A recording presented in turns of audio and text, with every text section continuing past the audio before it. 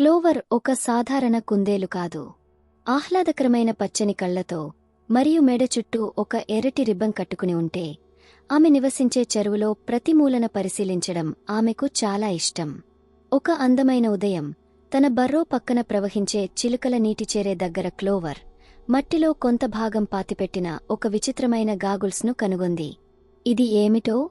Clover ఆశ్చర్యంగా అనుకుంది. గాగుల్స్ను తీసుకుంది, దుమ్ము తుడిచింది మరియు తన కళ్లమీద పెట్టుకుంది. వెంటనే ఆమెకు తెలిసిన చెరువు ఒక అద్భుత ప్రపంచంగా మారింది. ఆమె ముందు అప్పుడే చూసి లేని జీవులు కనిపించాయి. మెరిసే సూక్ష్మజీవులు, నాట్యమాడుతున్న శిలీంధ్రాలు మరియు కాంతివంతమైన క్రిములు వారి ప్రపంచాన్ని గొప్పగా చూపించాయి. క్లోవర్ ఈ దృశ్యాలను చూసి ఆశ్చర్యపోతుండగా ఒక చిన్న మెరిసే బంతి ఆమె వైపు ఎగిరింది. హలో అని ఆ బంతి ఉత్సాహంగా పలకరించింది. నేను బెట్టీ ద బ్యాక్టీరియా. మా సూక్ష్మ ప్రపంచానికి స్వాగతం. క్లోవర్ కళ్ళు పెద్దవయ్యాయి. ఇది అద్భుతంగా ఉంది. నా ముక్కు క్రింద ఇంత జరుగుతుందని నాకు అస్సలు తెలీదు.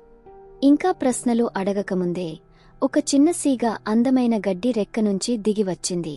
అతనికి మెరిసే నల్లని కాళ్ళు, నీలి కళ్ళు మరియు ఒక చిన్నటు టోపీ ఉంది. జాగ్రత్తగా నడవండి అని అతను ఉత్సాహంగా అన్నాడు. నేను శ్యామీ ద స్పైడర్. మా ప్రపంచం చిన్నదైనా ఆశ్చర్యాలతో నిండిపోయింది. మాతో రండి. బెట్టి మరియు శ్యామీ వెంట క్లోవర్ ఒక రహస్య భూగర్భ వనరులకు చేరింది.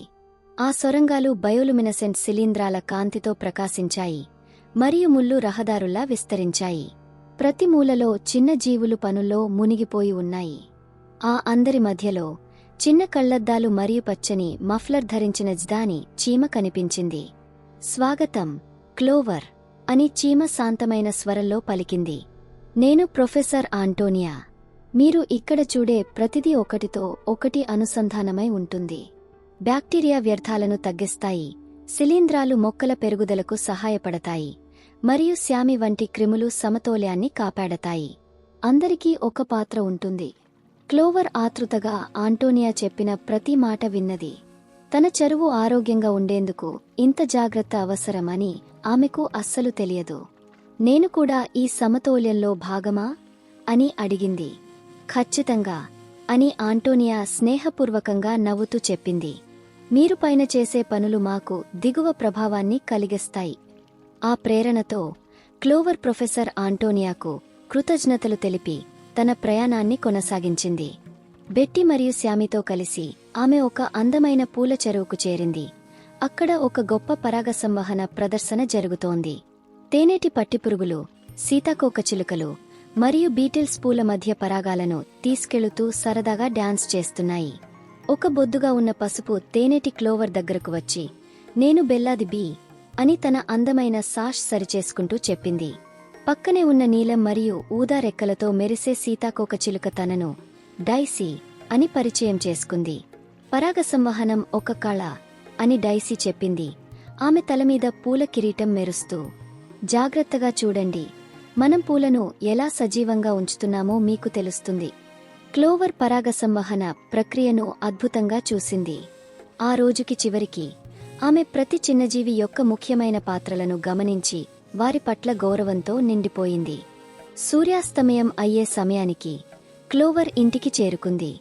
గాగుల్స్ తీసేసి ఒక పాత వృక్షం కింద తన తల్లి, మామా రాబిట్ దగ్గర కూర్చుని ఆ రోజు జరిగిన సాహసాలని వివరించింది. నీవు చాలా నేర్చుకున్నావు అని అనిపిస్తుంది అని మామా రాబిట్ గర్వంగా చెప్పింది. అలా నిజమే, క్లోవర్ ఉత్సాహంగా అంది. చిన్న జీవులు కూడా పెద్ద పాత్రల్ని పోషిస్తాయి. మన చెరువును ఆరోగ్యంగా ఉంచేందుకు నేను సహాయం చేయాలనుకుంటున్నాను. మామా రాబిట్ క్లోవర్ను బలంగా ఆలింగనం చేసుకుంది. ఆకాశంలో మొదటి నక్షత్రాలు మెరవగా కొత్త ప్రపంచాన్ని మరియు అందులో తన పాత్రను కనుగొన్నందుకు క్లోవర్ ఆనందంగా చిరునవ్వు వేసింది.